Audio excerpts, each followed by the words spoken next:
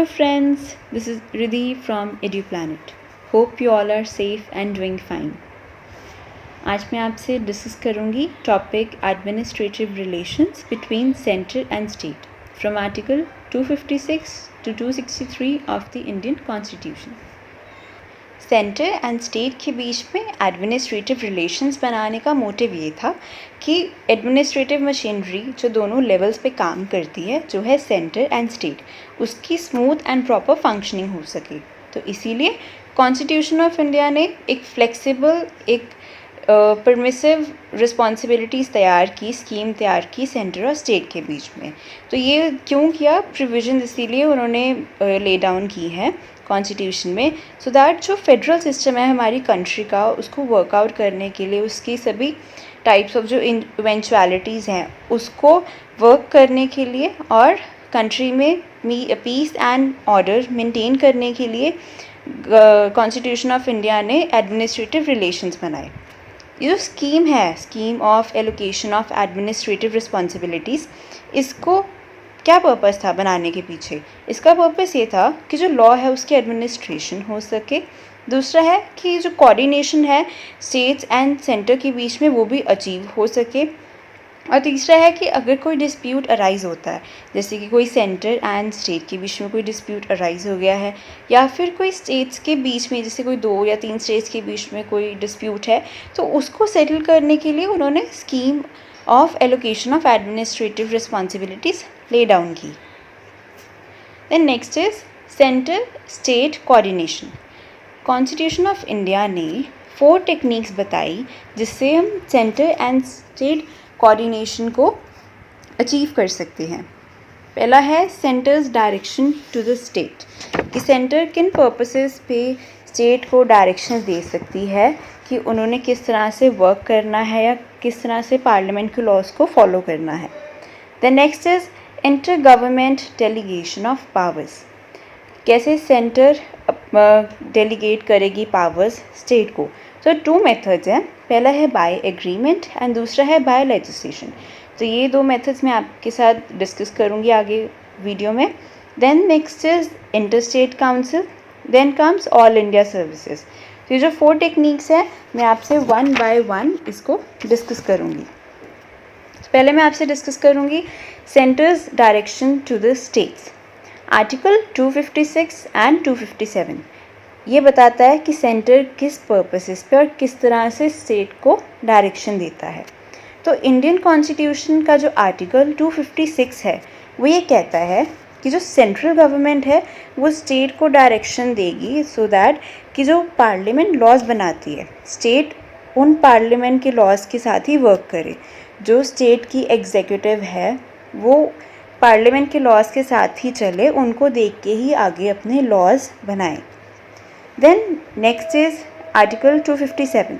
Article 257 Indian constitution का ये कहता है कि जो सेंट्रल गवर्नमेंट है वो स्टेट को डायरेक्शन देगी कि जो एग्जीक्यूटिव पावर है हर स्टेट की, वो पार्लियामेंट के एग्जीक्यूटिव पावर को ओवररूल ना करे, उसे प्रेजुडाइज ना करे, मतलब उसके बाहर मत जाए। तो इसीलिए सेंटर डायरेक्शन देगा कि उनको पार्लियामेंट के लॉज के अकॉर्डिंग चलना है। तो किस कॉन्टेक्स्ट में, किस रिस्पेक्ट में उनको वो डायरेक्शंस देंगे। तो पहला है construction and maintenance of means of communication, कि कैसे construction and means of communication है जो उसको मेंटेन करने के लिए डायरेक्शंस देगी सेंटर स्टेट को। फिर है कि रेलवेज़ को प्रोटेक्ट कैसे किया जाए, जो स्टेट्स में जो रेलवेज़ हैं उनको कैसे प्रोटेक्शन देनी है, उसके लिए भी सेंट्रल गवर्नमेंट डायरेक्शन देगी स्टेट को। फिर एक ये भी है कि जब सेंट्रल गवर्नमेंट स्टेट को डायरेक्शन देती है, तो अगर उस डायरेक्शन को फॉलो करते हुए स्टेट की कुछ एडिशनल कॉस्ट, मतलब अलग से उनकी खुद से जो मनी लगती है, तो उसको पूरा करने के लिए सेंट्रल गवर्नमेंट एक एग्रीमेंट करती है स्टेट के साथ कि जो भी उनका एडिशनल कॉस्ट होगा वो सेंटर स्टेट को पे कर देगी। और ये सेंटर के ऊपर रिस्पॉन्सिबिलिटी है कि वो उनको आफ्टर जो डायरेक्शन का जो भी प्रोजेक्ट है वो कंप्लीट हो जाता है, तो सेंटर को स्टेट को वो एडिशनल कॉस्ट पे करनी पड़ती है। Then next is intergovernmental delegation of powers.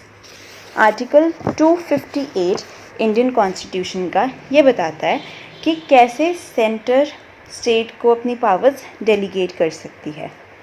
जो सेंटर है उसके पास दो मेथड्स हैं कि वो अडॉप्ट कर सकती है। एक तो है कि बाय एग्रीमेंट वो अपनी पावर्स डेलीगेट कर सकती है स्टेट को, और एक है बाय लेजिस्लेशन। तो इन दोनों मेथड्स के साथ सेंटर स्टेट को डेलीगेट कर सकती है अपनी पावर्स। बट स्टेट के पास सिर्फ एक ही मेथड है, वो है बाय एग्रीमेंट। स्टेट के पास लेजिस्लेशन का नहीं है, क्योंकि सेंटर के पास स्टेट से ज़्यादा पावर्स हैं। तो इसीलिए स्टेट जो है वो अपनी एडमिनिस्ट्रेटिव पावर्स सेंटर को सिर्फ एक एग्रीमेंट के थ्रू ही दे सकती है। तो चलिए मैं आपसे पहले डिस्कस करती हूँ बाय एग्रीमेंट। जो आर्टिकल 258 है, जो उसका क्लॉज 1 है, वो ये कहता है कि जो प्रेसिडेंट है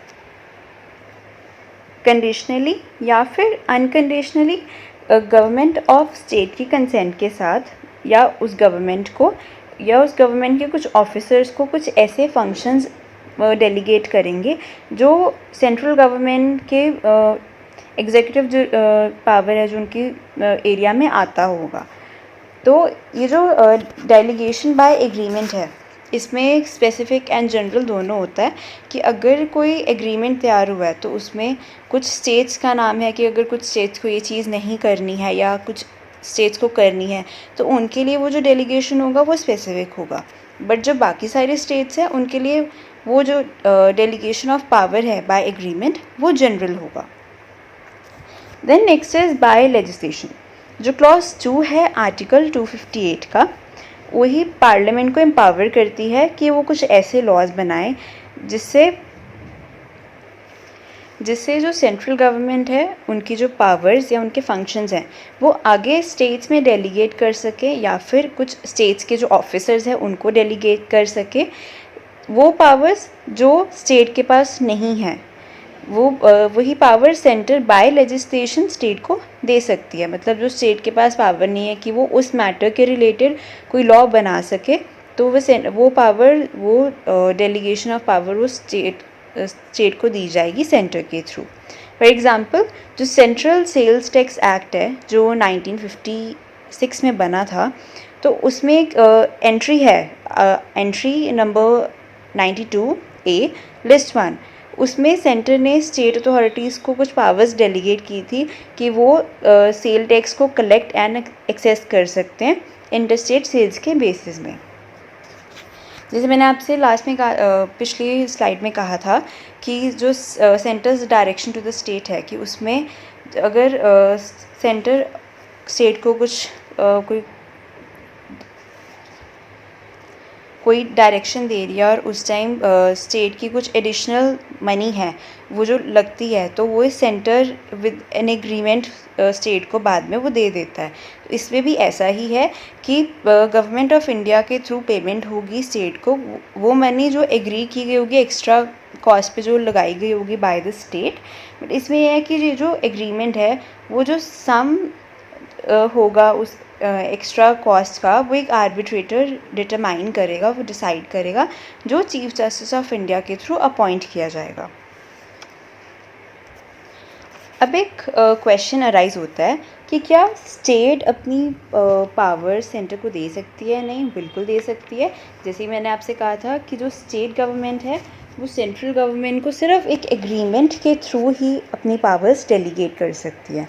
तो इसका ये प्रोसेस है कि जो गवर्नर है स्टेट का, वो गवर्नमेंट ऑफ इंडिया की कंसेंट के साथ उस गवर्नमेंट को या फिर गवर्नमेंट के कुछ ऑफिसर्स हैं उनमें ऐसे फंक्शंस उनको डेलीगेट कर सकते हैं जो सिर्फ स्टेट की एग्जीक्यूटिव पावर तक ही एक्सटेंड करता है। मतलब जो स्टेट के पास एग्जीक्यूटिव पावर है कि वो किस लिमिट तक है, वो सिर्फ उस लिमिट तक ही कंडीशनली या फिर अनकंडीशनली उनको पावर डेलीगेट कर सकती है। The next is jurisdiction over territories over India. Indian constitution का जो आर्टिकल 260 है वो इनेबल करता है गवर्नमेंट ऑफ इंडिया को कि वो कोई भी एग्जीक्यूटिव, लेजिस्लेटिव या फिर कोई जुडिशियल फंक्शंस हैं उस टेरिटरी के रिलेटेड जो इंडिया का पार्ट नहीं है वो उसे भी अंडरटेक कर सकते हैं। बट ये सिर्फ एक एग्रीमेंट के थ्रू ही हो सकता है कि वो गवर्नमेंट उस टेरिटरी को वही फंक्शंस दे जो उसके लिए ज़रूरी हैं। तो वो एग्रीमेंट सिर्फ जो फॉरेन जुरिस्डिक्शन है उसके रिलेटेड ही की जाएगी। तो एक एक्ट हुआ इनैक्ट किया गया था 1947 में, which is known as foreign jurisdiction act. उस एक्ट में प्रोवाइड किया गया था कि जो गवर्नमेंट ऑफ इंडिया के पास जुरिस्डिक्शन पावर है एक्सरसाइज करने के लिए टेरिटरीज़ के ऊपर जो इंडिया के बाहर हैं, वो कर सकते हैं इन रिस्पेक्ट ऑफ कि अगर गवर्नमेंट ऑफ इंडिया ने वो जुरिस्डिक्शन किसी ट्रीटी एग्रीमेंट या कोई लॉफुल मीन्स के साथ एक्वायर की हो। Then next is public acts, records and judicial proceedings. Article 261 ये कहता है कि जो ये पब्लिक एक्ट्स हैं, रिकॉर्ड्स एंड जुडिशियल प्रोसीडिंग्स हैं यूनियन एंड हर स्टेट के, उनको फुल फेथ एंड क्रेडिट दिया जाना चाहिए। तो पार्लियामेंट के पास पावर है कि वो किस मैनर में, किस कंडीशंस के अंदर ये जो एक्ट्स हैं, रिकॉर्ड्स हैं और ये प्रोसीडिंग्स हैं इनको प्रूव करे और इनका इफ़ेक्ट कब से शुरू होना चाहिए, ये पार्लियामेंट डिसाइड करती है। तो जब भी डिस्कशन के बाद जो फाइनल जजमेंट्स हैं या कुछ ऑर्डर्स हैं वो सिविल कोर्ट्स के थ्रू पास होते हैं इंडिया में, और सिर्फ पूरे टेरिटरी ऑफ इंडिया में वो पास हो सकते हैं, बट वो कैपेबल होने चाहिए अकॉर्डिंग टू लॉ कि वो एग्जीक्यूट हो सकें। Then next is disputes relating to water. Article 262 parliament के पास पावर है कि जो पानी के रिलेटेड जो भी डिस्प्यूट्स होते हैं या कोई कंप्लेंट होती है कि इसको कैसे यूज़ किया जाए, कैसे डिस्ट्रीब्यूशन होनी चाहिए, या फिर वाटर सप्लाई को कैसे कंट्रोल किया जाए किसी भी इंटरस्टेट रिवर में या फिर कोई रिवर वैली में, तो पार्लियामेंट इसके रिलेटेड लॉ बनाती है। तो पार्लियामेंट के पास एक और पावर है कि वो जब भी लॉ बनाती है तब सभी कोर्ट्स की जुरिस्डिक्शन वो एक्सक्लूड कर सकती है, मतलब कोर्ट्स इंटरफेयर नहीं करेंगे कि जब इनका डिसीजन लेना होगा। तो ऐसे ही आर्टिकल 262 को देखते हुए पार्लियामेंट ने बहुत सारे एक्ट्स जो हैं पास किए गए हैं, जैसे है कि रिवर बोर्ड एक्ट 1956, एक है इंटरस्टेट वाटर डिस्प्यूट्स एक्ट, ऐसे ही एक वाटर डिस्प्यूट्स एक्ट है 1956 में जिसने यूनियन गवर्नमेंट को एम्पावर किया है कि वो एक ट्रिब्यूनल सेटअप करे सो दैट जो इंटरस्टेट रिवर्स में पानी को लेके जो इश्यूज़ होते हैं, जो रिवर वैलीज़ में जो पानी को लेके इश्यूज़ होते हैं, उनको सॉल्व कर सकें। तो इस एक्ट के थ्रू ये डिसीजन था कि जो ट्रिब्यूनल का डिसीजन होगा वही फाइनल एंड बाइंडिंग होगा पार्टीज़ के ऊपर, और ये एक्ट एक्सक्लूड करता है कोर्ट्स की जुरिस्डिक्शन को कि कोर्ट इन मैटर्स में इंटरफेयर नहीं कर सकती है। इवन एक परमानेंट फोरम भी बनाया गया है कि वाटर डिस्प्यूट्स को स्टेट्स की वाटर डिस्प्यूट्स को सॉल्व किया जाए, सो दैट कि एक कंसेंसस जो है इवॉल्व हो सके स्टेट्स के अमंग कि जो सेंसिटिव इशू है वाटर शेयरिंग का, कि उसे किस तरह सॉल्व किया जाए। Then next is all India services. Article 312 Indian constitution का पार्लियामेंट को एक और पावर देता है कि वो all India services by law create करे, जो कि यूनियन एंड स्टेट दोनों के लिए कॉमन होगा। अब इसके पीछे क्या ऑब्जेक्टिव था? ऑब्जेक्टिव ये था कि जो इंटरस्टेट कोऑर्डिनेशन है उसको इन्हांस किया जाए, और जो यूनियन की पॉलिसीज़ हैं, सेंट्रल गवर्नमेंट जो पॉलिसीज़ बनाती है उसकी इम्प्लीमेंटेशन होती रहे इन सर्विसेज के थ्रू, और यूनियन के लॉज जो हैं स्टेट में एग्जीक्यूट होते रहें। इसीलिए ऑल इंडिया सर्विसेज को क्रिएट किया गया था। नेक्स्ट एंड लास्ट टॉपिक है इंटरस्टेट काउंसिल।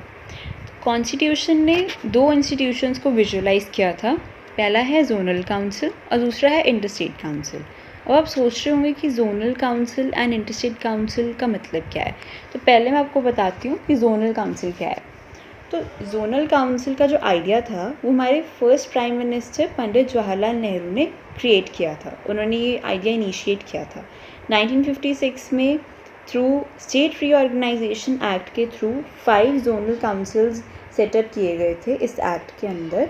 और इसका जो एक्ट का क्या मोटिव था वो ये था कि कॉमन इंटरेस्ट के ऊपर ये जो 5 जोनल काउंसिल्स थी, इनमें इंडियन टेरिटरी के पार्ट्स डिवाइडेड थे, तो इनके जो कॉमन इंटरेस्ट थे उस पर ये काउंसिल बैठ के एडवाइस कर सके।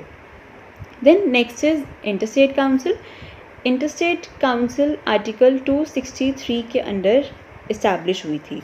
जो आर्टिकल 263 के अंडर ये जो इस्टेब्लिश हुआ था इंटरस्टेट काउंसिल, इसको इस्टेब्लिश किसने किया? इस्टेब्लिश किया प्रेसिडेंट ने। उनको, अगर प्रेसिडेंट को ये लगा कि जो पब्लिक इंटरेस्ट है वो बेस्ट सर्व इंटरस्टेट काउंसिल करेगी, तो इसीलिए उन्होंने इंटरस्टेट काउंसिल को इस्टेब्लिश किया। तो फर्दर प्रेसिडेंट ने इनके जो ड्यूटीज़ का नेचर है कि किस तरह की ड्यूटीज़ ये एक्सरसाइज करेंगे, परफॉर्म करेंगे, वो भी प्रेसिडेंट ने डिफ़ाइन किया। तो इसका ऑर्गेनाइजेशन क्या है काउंसिल का और उनका प्रोसीजर क्या है फॉलो करने का, तो वो भी प्रेसिडेंट ने ही डिटरमाइन किया। प्रेसिडेंट ने 2 काउंसिल्स को इस अंडर आर्टिकल 263 में उन्होंने कॉन्स्टिट्यूट किया। एक तो है सेंट्रल काउंसिल ऑफ हेल्थ और एक दूसरा है central council of local self government. ये 2 काउंसिल्स को उन्होंने आर्टिकल 263 के अंडर इस्टेब्लिश। काउंसिल की ड्यूटीज़ क्या हैं? तो अब मैं आपको एक एक करके इसकी ड्यूटीज़ एक्सप्लेन करती हूँ। तो पहला है इंक्वायर एंड एडवाइजिंग। तो स्टेट्स के बीच में कोई डिस्प्यूट अराइज होता है तो पहले तो इंटरस्टेट काउंसिल है वो उसको इंक्वायर करेगी, फिर उस डिस्प्यूट को लेके वो एडवाइस करेगी, फिर इंक्वायर एंड एडवाइस के बाद उस मैटर को इन्वेस्टिगेट करेगी। इन्वेस्टिगेशन के बाद डिस्कस करेगी सब्जेक्ट्स के ऊपर जिनमें स्टेट एंड यूनियन का जो कॉमन इंटरेस्ट है उसको डिस्कस करेंगे। फिर डिस्कशन के बाद रिकमेंडेशंस करेंगे कि क्या किस सब्जेक्ट के ऊपर क्या रिकमेंडेशन होनी चाहिए या किसके ऊपर क्या एक पॉलिसी बनानी चाहिए फॉर द बेटर कोऑर्डिनेशन। तो ये हो गई काउंसिल की ड्यूटीज़। अब काउंसिल का प्रोसीजर डिस्कस करते हैं। तो ये जो प्रेसिडेंशियल ऑर्डर है जो प्रोवाइड करता है काउंसिल को कि वो किस कंडक्ट में अपनी मीटिंग्स हैं वो किस तरह फॉलो कर सकते हैं।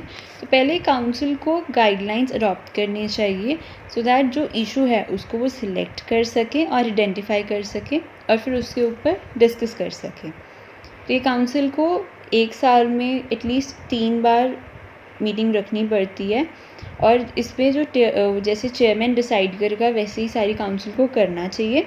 और जो चेयरमैन है इस काउंसिल का, इंटरस्टेट काउंसिल का, वो प्राइम मिनिस्टर है। प्राइम मिनिस्टर ही सारी मीटिंग्स में प्रिजाइड करते हैं। तो जो मीटिंग्स है काउंसिल की वो थ्रू कैमरा हेल्ड होती हैं, मतलब कैमरा प्रोसीडिंग्स होती हैं। फिर आता है कि जो क्वारम है मीटिंग के लिए वो मेंबर्स इंक्लूडिंग द चेयरमैन वो फॉर्म करेंगे क्वारम सो दैट की मीटिंग हो सके काउंसिल में। और फिर जब क्वेश्चंस की बात आती है तब कंसेंसस के थ्रू डिसाइड किया जाता है कि क्वेश्चंस मीटिंग में डिस्कस किए जाएंगे। तो ये काउंसिल जिस तरह से अपना बिजनेस कंडक्ट करते हैं वो ऑब्ज़र्व कर सकते हैं और कोई भी प्रोसीजर जैसे उनको ठीक लगता है with time to time, but central government की अप्रूवल उसके लिए लेनी ज़रूरी है। इससे हमारा टॉपिक यहीं फिनिश होता है। तो आज मैंने आपसे डिस्कस किया administrative relations between centre and state, article 256 से लेके आर्टिकल 263 तक। तो इसके अंदर हमने क्या किया कि एडमिनिस्ट्रेटिव रिलेशंस लाने के पीछे क्या ऑब्जेक्ट था। उसके बाद मैंने आपको 4 टेक्निक्स बताई जो कॉन्स्टिट्यूशन ने प्रोवाइड की थी सेंटर एंड स्टेट के बीच में कोऑर्डिनेशन लाने के लिए। पहला था centre's direction to the state, दूसरा था inter governmental delegation of powers, तीसरा था ऑल इंडिया सर्विसेज एंड चौथा था इंटरस्टेट काउंसिल। तो अगर आपको इस टॉपिक में कोई भी डाउट हो तो प्लीज़ कमेंट सेक्शन में ज़रूर बताइएगा। इस वीडियो को लाइक शेयर ज़रूर कीजिए एंड चैनल को सब्सक्राइब करना मत भूलिएगा। Thank you.